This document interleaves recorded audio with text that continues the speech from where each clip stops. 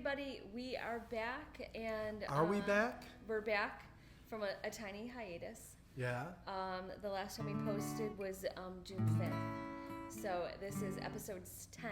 We're still sticking with our season 2, episode 10.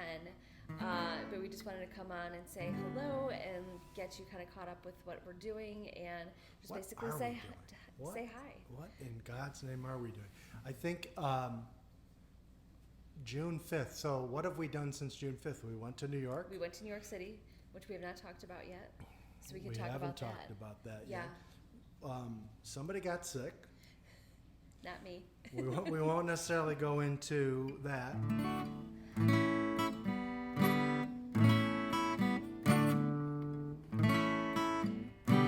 So, yes, I promise never to play guitar again. But it happens to be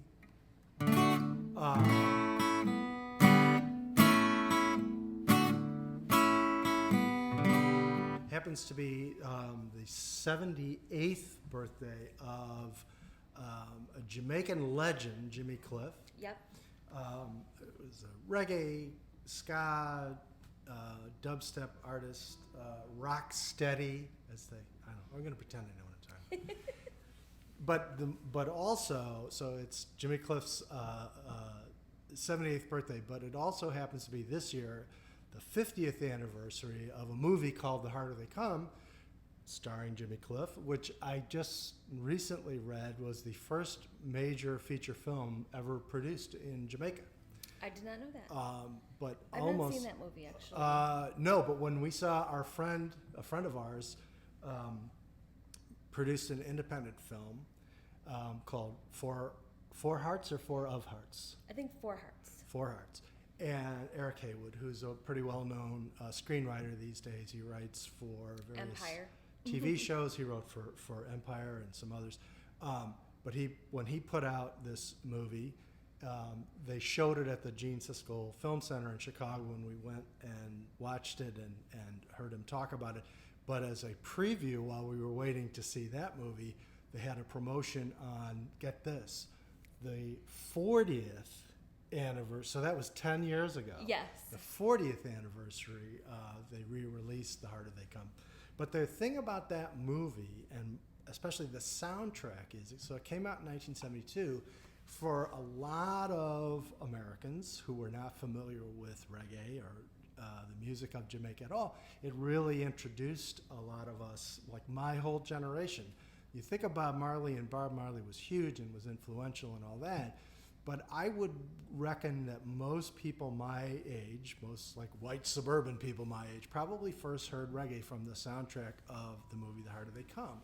And one of my sisters, whose birthday happens to be right around Christmas time, got the soundtrack album for her birthday, but like that whole Christmas, we just played that record over and over and over again.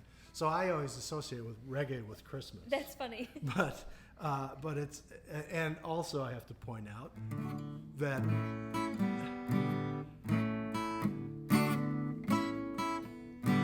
screwing around with that. That's the song, The Harder They Come, which there's a great Clash connection with the movie and also with Jimmy Cliff, the artist.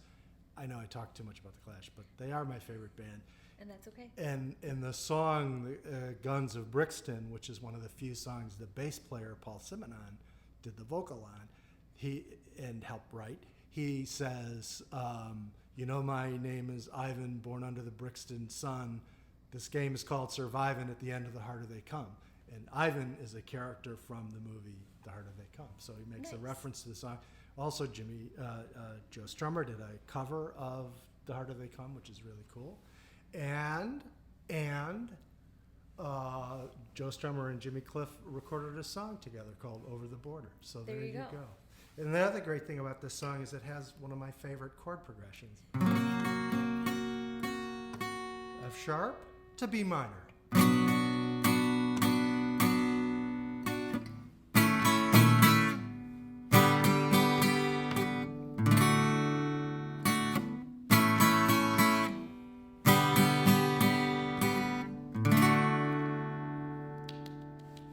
I can't play sitting down because I'm too fat. So that's a bad approximation of F sharp. I think it sounded great. Now it's going to hurt people's ears. The other great always song like- that has that, although it's not really because you put the capo on the 3rd fret, so it's up a step and a half, is Thunder Road by Bruce Springsteen. There's There a you go. great part where it goes from G to F. Well, I guess it's F sharp minor, which is close. It's just one finger removed.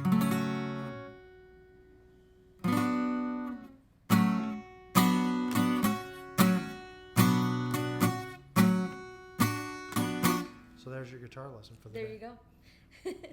I always think of reggae music as being on vacation. Like anytime we hear it, it feels like you should be like on the beach Yeah. somewhere. We did on our honeymoon.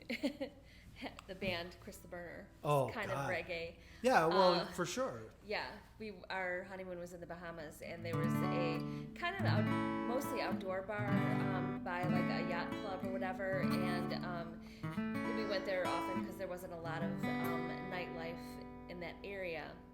But they had Well, this that was band. really it. I mean, there were some Yeah. restaurants, but Yeah. that was it in that area. But they Treasure had this Key. this band Chris the Burner, who played like reggae It was just music. a guy. It was just a guy. But quite fun. But it reminds me of that. Yeah, he played over recorded music. And we looked him up on YouTube We one did. time. and Just you a few can years find ago, him. we Yeah, looked him up. you Yeah. can find him. So that's not why you called, as David Yeah. Letterman would say. So since we last talked to you, we went to New York for a long weekend over the 4th of July weekend, which was amazing. We posted some We pictures. posted pictures, as you may have seen, and it was just like another situation. Like when we went to Ireland, all up until then, it was supposed to be rain pretty much on and off the whole time we were there, and not one drop of rain while we were there. It was, Definitely hot, but obviously the middle of July or beginning of July, it's going to be hot. But we stayed in a different area than we have before, the Upper West Side. All very Seinfeldy. Yeah, which was great because there is just like so much. Well, the first thing I will tell, because people will laugh, the first thing we got to our hotel, we got upstairs to our room, and then we looked out the window. They gave us a room with a beautiful view, so we had a view of the river The Hudson and River. the Hudson River. And then I looked down, and there was like a giant grocery store across the street, Yeah. 2 stories. The Fairview. Was Yeah, that the I name think of it? that's yeah. right. And it was amazing because then obviously we could get snacks. We could anything that we forgot. We forgot sunscreen. Yeah, we We did. just popped it across the street, and then at the very corner was an even a more upscale grocery store, which we visited.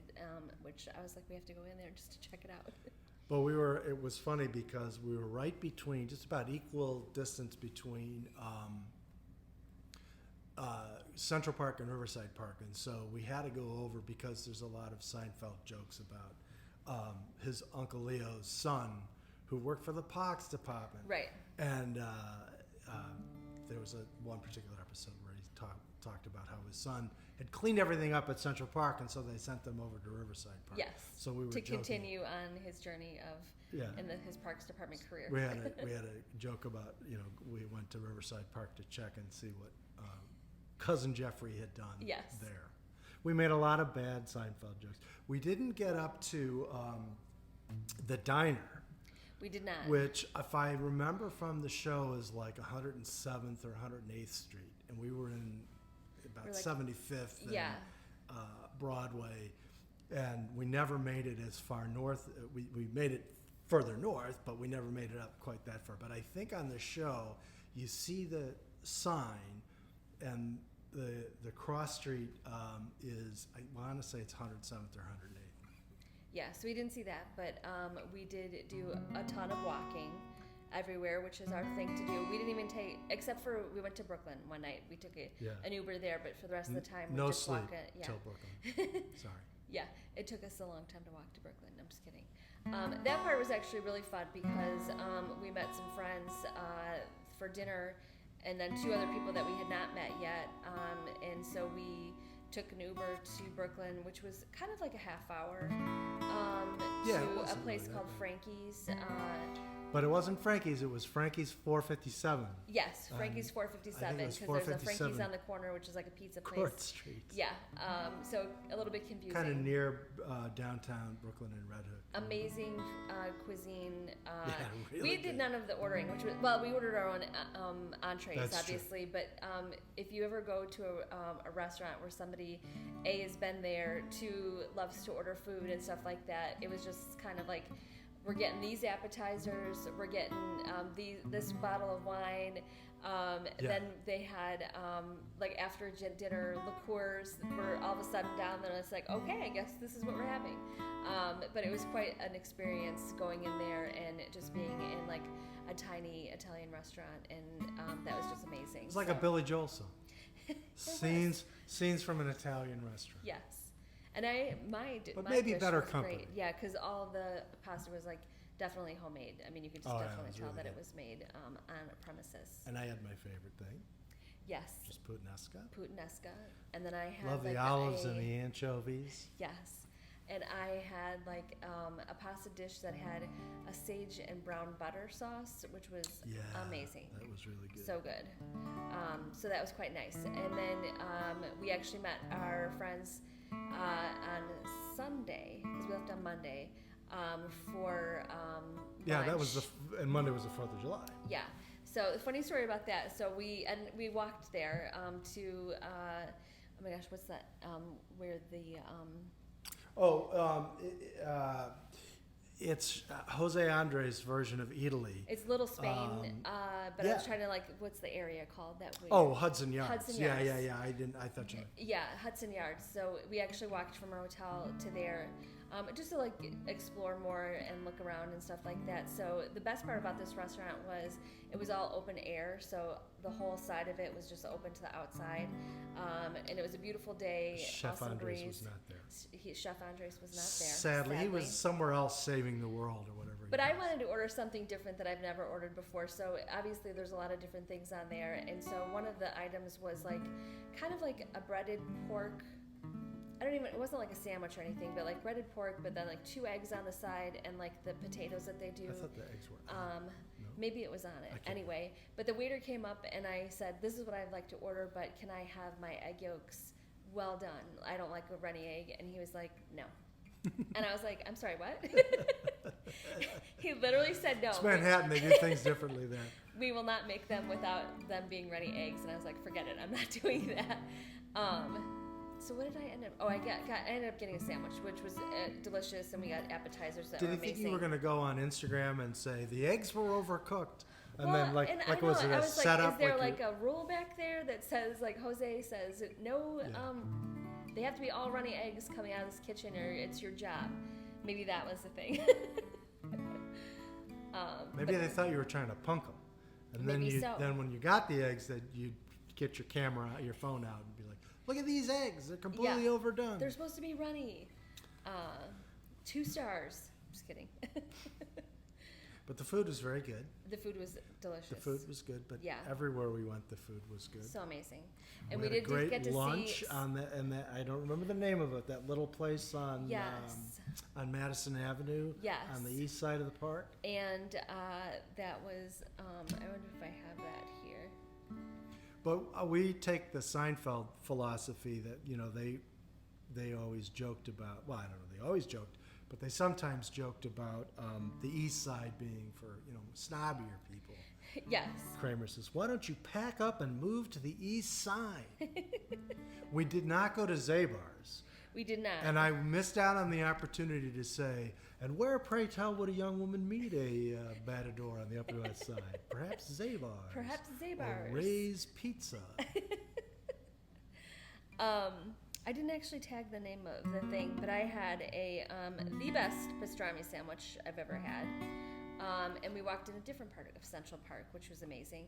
You could totally get lost in there, though. And we kind of did. Yeah, because we weren't lost in the sense of we knew where we were in relation to where we were going, but we were trying to figure out how to get out onto the east So Right. I'd go out onto Park Avenue to find lunch on the other side of the park. Yeah, so that part was a little confusing, but we just got more steps in.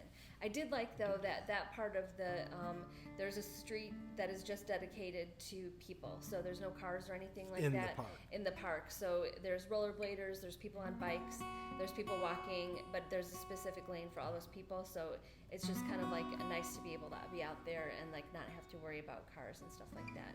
And obviously we walked in the park and stuff like that and took a lot of pictures, which was beautiful.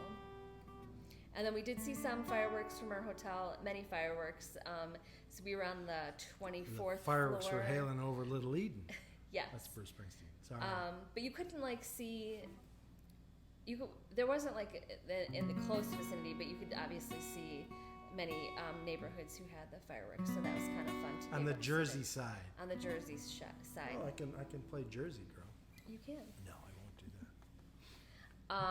So yeah, we're just kind of like thinking like it's already like almost the end of July, and that's kind of sad that the summer's flying by so fast. By the way, you know what else? So in Jimmy Cliff, who's a real life person, but I learned from cartoon history that tomorrow would be the 31st. Yes. Is the actual day that George Jetson was born. Really? That's funny. July, I just realized my thing is all messed up here. July 31st, 2022, according to cartoon history, was the birthday of George Jetson. So, What year? 2022, this year. This year. Yeah. So we're. Oh, got you. Because it was in the future. We're living in the future. We're living in the We're now future. living in the future, and we don't have flying cars. That's funny. I didn't get that for a second. I was just like, huh. That's kind of fun. But then we have a wedding next weekend. Our niece is getting married, we're going to see family next weekend. Our daughter is coming home from college for a week, so we're excited about that. Because then, before you know it, she's going to be a junior in college already. So that's kind of insane. However, I want to point out that I graduated college in 3 years, so she's got to pick up the pace. Yeah, you better take 30-hour credit hours this year. That's right. That's right. However, you had a ton of credits before you even got to college, so that's amazing. Yeah, I don't know how they do the AP stuff anymore. I took a lot of AP classes in high school and basically ended up starting as a junior. I mean, not really, because I was still a freshman. I had to live in the dorms, Right. stuff like that. You're like, do I But get my in- own apartment? Yeah, but in terms of hours, I was technically a junior when I started, which is weird. That is. I don't even know if that made a lot of sense, but I actually wanted to go 4 years, but the money ran out. Thanks, Reagan. Sorry. Still not bitter about that. Well, I blame Governor Ogilvy. There you go. As our Richard Ogilvy, one of our few governors who didn't go to jail. No, not Ogilvy. Jim Thompson. Oh, Jim Thompson. That was a senior moment. Jim Thompson, who did not go to jail, but he was a lawyer. That is true. And then he went to work after he left office. He was governor for like 100 years. And then after he left office, he went to work in a big law firm. But when he'd send a memo around to the other lawyers in the firm, it would say to, whoever, from the Honorable James R. Thompson. I guess when you're governor for 100 years, you can do that. You can do whatever But you I want. blamed him for all the money running out. Yeah, that's unfortunate. But you still finished, and you got to go back for law school there. So that was good on you. Yeah, but I wanted to hang out with my friends. Exactly. I was 21. I could go to the bars without fear of getting arrested. Who wants to cut college short, for Christ's Heck sake? yeah, I know. Enjoy it while you can, because it's going to be a long career of working. And which is another thing. So we did not win the $1.2 billion lottery, the Mega 'Cause you Millions. wouldn't see us if we did. Yeah. It was somebody close to us. That's true. Not Someone in physically Illinois. close that we know, but somebody in Illinois that won. So sadly, it was not us. And if you do not know, depending on what state you're in, there's an app that you can download on your phone, so you can actually purchase tickets on your phone. So you don't have to go to 7-Eleven or some convenience store or whatever, gas station to get your car. You can purchase it online, and then the best thing about that is you never have to check your ticket because they will email you if you've won. I've gotten plenty of emails from the Illinois Lottery. You've won on the Illinois Lottery, and I'm like, oh my gosh.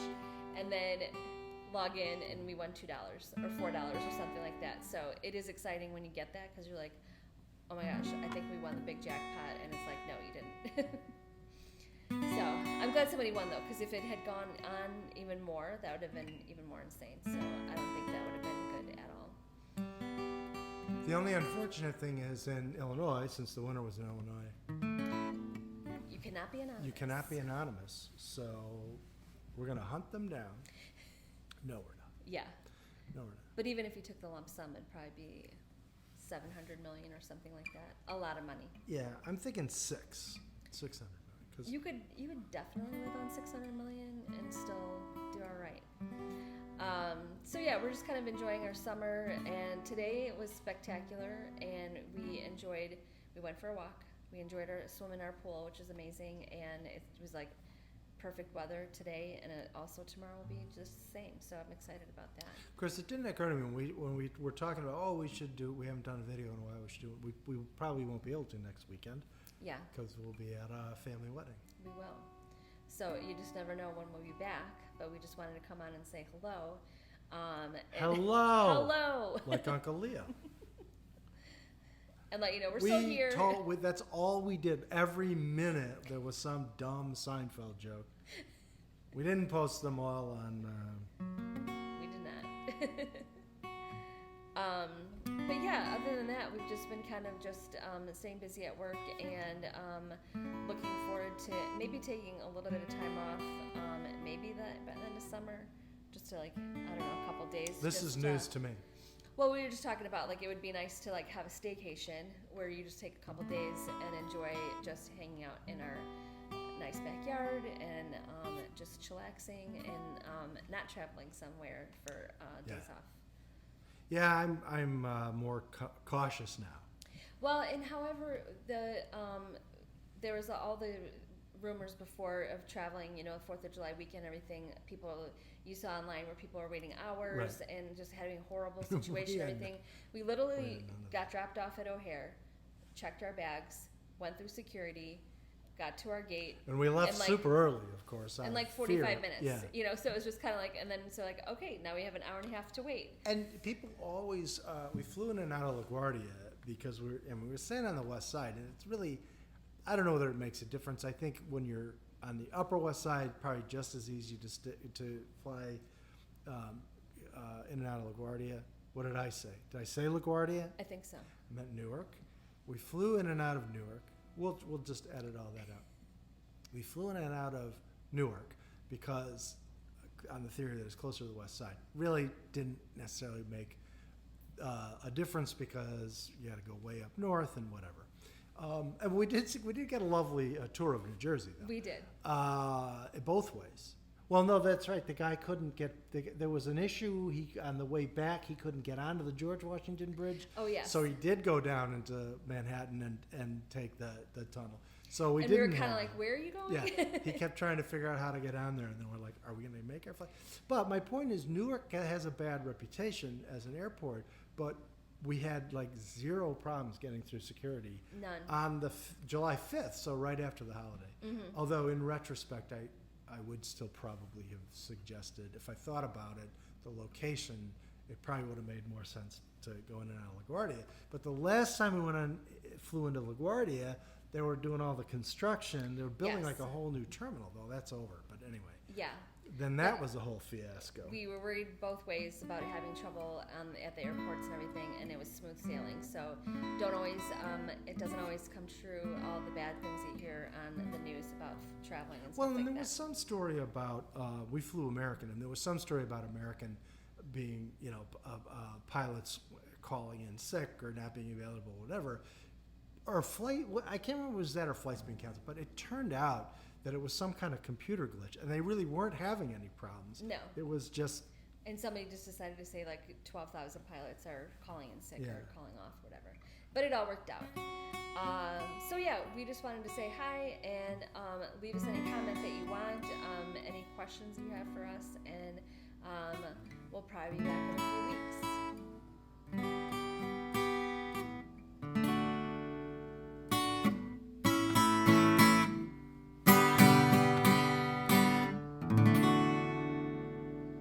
All right, we'll see you next time. That was a good closing.